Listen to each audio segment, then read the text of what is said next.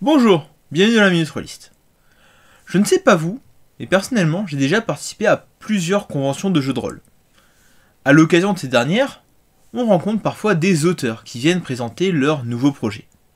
Le jeu de rôle dont je vais vous parler aujourd'hui, je l'ai découvert directement à la table d'un de ces auteurs, en 2017, lors du Festival Jeux de Cannes.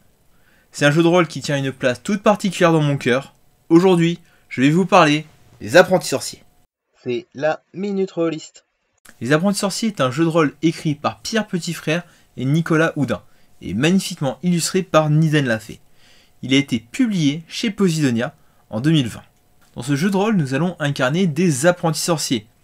Alors, quand je dis apprentis sorciers, je ne parle pas obligatoirement d'enfants.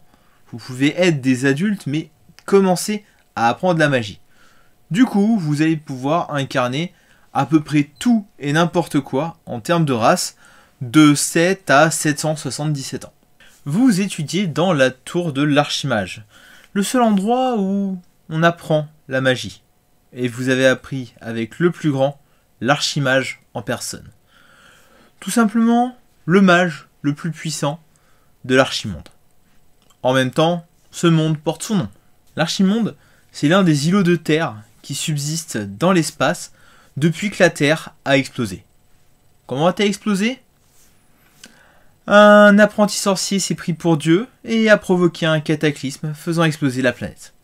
Mais heureusement que l'Archimage était là pour essayer de plus ou moins recoller les morceaux. On raconte qu'il n'était pas le seul à avoir participé à cette reconstruction du monde. En tant qu'apprenti sorcier, vous allez devoir accomplir des missions afin de pouvoir être considéré comme des vrais sorciers. Des missions que l'Archimage va vous donner. Ces missions, vous devrez les accomplir en respectant les 7 règles du parfait apprenti. Toujours obéir à l'Archimage dans la mesure du raisonnable. Faire attention à l'environnement et à l'espace-temps. Préserver la vie, sauf quelques exceptions. Pour se défendre, appliquer la réponse proportionnée. Ne pas se prendre pour Dieu.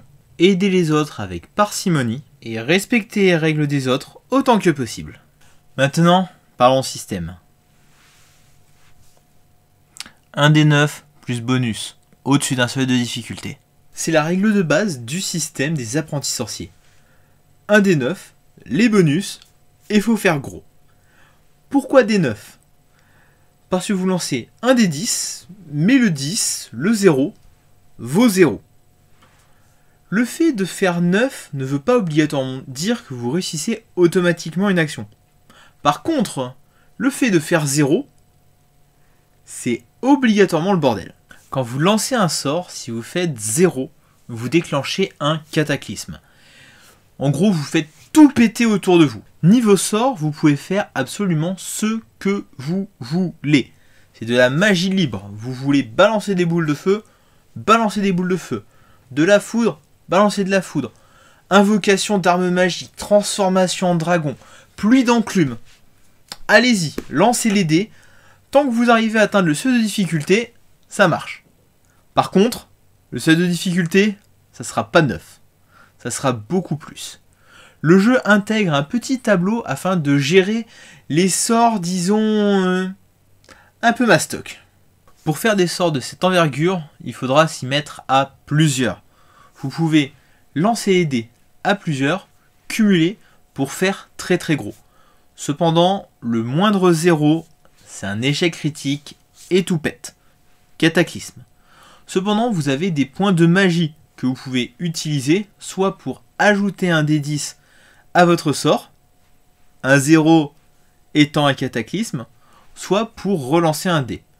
Sachant que utiliser des points de magie va donner des points de mauvais œil au MJ qui pourra les réutiliser contre vous. Et pour les curieux, le plus haut seuil de difficulté que j'ai réussi à calculer dépasse les 120. Invocation d'un dragon légendaire de manière permanente, contre sa volonté. Maintenant, parlons de la gamme. Pour commencer, nous avons le livre de base, 300 pages, 40 € aux éditions Posidonia. Et c'est complet. Il y a les règles, il y a la présentation de l'univers, il y a une partie des secrets de l'univers, 3 scénarios, et surtout, un très bon point, une galerie de PNJ. On distingue deux catégories de PNJ. Ceux qui ont été créés par les auteurs et ceux qui ont été créés par les backers, par ceux qui ont financé le jeu. L'un des paliers proposés lors du financement des apprentis sorciers était aux alentours des 100 €. Pour ce prix, en plus de recevoir l'intégralité de la gamme, on pouvait créer et designer son propre PNJ qui est venu s'ajouter à cette liste.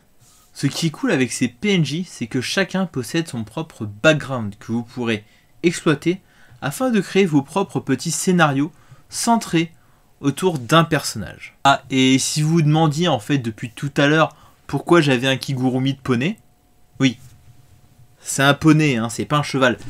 Ben, c'est parce que j'en ai designé un. Celui-ci. La quasi-totalité des PNJ ont été illustrés par Niden Lafay, qui a fait un travail monstrueux sur ce jeu. Son style graphique convient particulièrement à cet univers Terry Pratchettien. Ensuite, nous avons l'écran. Un écran pour fourmi. Bon, d'accord. Un écran pour souriceau. Il est petit. L'avantage, c'est qu'il est au format du bouquin. Et bon, soyons honnêtes, il n'y a pas non plus besoin de rappeler 4 milliards de règles. Un écran grand format aurait peut-être été overkill. Côté MJ, il y a tout ce qu'il faut. Les règles du système, les règles pour gérer les sorts complexes, les règles pour gérer les sorts spéciaux. Ici, nous avons un petit générateur de scénario. Et là, le code du parfait apprenti. Pour 15 €, c'est vraiment de la bonne cam. Et surtout, c'est du hardcover. Et vous savez ce que je pense du hardcover. Ensuite, nous avons le set 2D. 6D10 aux couleurs des apprentis sorciers. C'est du Q-Workshop, c'est de la bonne qualité, c'est pas impératif, ça coûte 15 €. La carte de l'Archimonde en tissu. Elle coûte 10 €. C'est peut-être un petit peu cher pour le format, mais ça a quand même de la gueule sur la table. Enfin, nous avons le livret du joueur et le carnet du MJ. Le livret du joueur, c'est une fiche perso étendue avec toutes les règles de création intégrées. Le carnet du MJ, c'est un petit rappel de quelques règles particulières, mais surtout de quoi annoter des informations pour gérer une campagne. Les deux valent 2 € pièce. Autant le carnet du MJ, je lui vois une utilité. Pour gérer une campagne, c'est pas trop cher. Autant pour les joueurs, je sais pas si ça vaut le coup d'en acheter un par joueur. Un ou deux éventuellement que les joueurs puissent se passer à la table. Mais en acheter 5 ou 6 ou 1 par joueur, c'est peut-être un peu trop. Ou sinon, vos joueurs se les payent, hein. Et c'est pas qu'OMJ d'imprimer tout à chaque fois. Du coup, ça fait une gamme complète à 80 €. 84 si on prend un exemplaire de chaque. Pour le contenu, c'est pas mal. Mais on peut faire mieux. Vous trouverez dans la description un lien vers l'une des boutiques partenaires de l'éditeur, Plumier des Chimères. Dessus, vous pourrez trouver l'intégralité de ce que je vous ai présenté, dont 6 livrets de PJ pour 65 €. Sachant que le livre coûte 40 €, l'écran en coûte 15 € et que c'est en général le minimum requis pour pouvoir maîtriser un jeu.